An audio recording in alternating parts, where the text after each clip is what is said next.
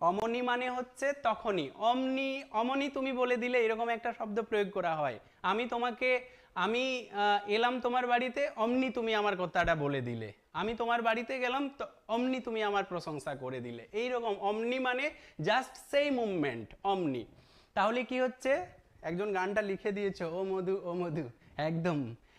মধু গেল বিয়ে বাড়িতে, অমনি ভারী বর্ষণ ও কাদা। দেখো যে আমাদের যে 10টা মণ্ডল, প্রথম দেখো মধু মানে মধুছন্দা গেল, গ ফর হচ্ছে গ্রীষ্মদ, বি ফর হচ্ছে বিশ্বামিত্র, বা ফর হচ্ছে বামদেব, অ ফর হচ্ছে অত্রি, ভারী ভ ফর হচ্ছে ভারদ্বাজ, বর্ষণ ব ফর হচ্ছে বশিষ্ঠ, কাদা ক ফর হচ্ছে কণ্ব। আর 9 আর 10 2 7 আর 1। দেখো তো মিলেছে কিনা। অমনি মানে সেই মুহূর্ত, একদম। দেখো তো ঠিকঠাক মিলেছে কিনা একবার দেখে নাও তো। মধু গেল বিয়ে বাড়িতে, অমনি ভারী বর্ষণ ও কাদা। তাই না? একদম খুব সিম্পল একটা লাইন। তোমরা মুখস্থ রাখো বা তোমরা লিখে নাও।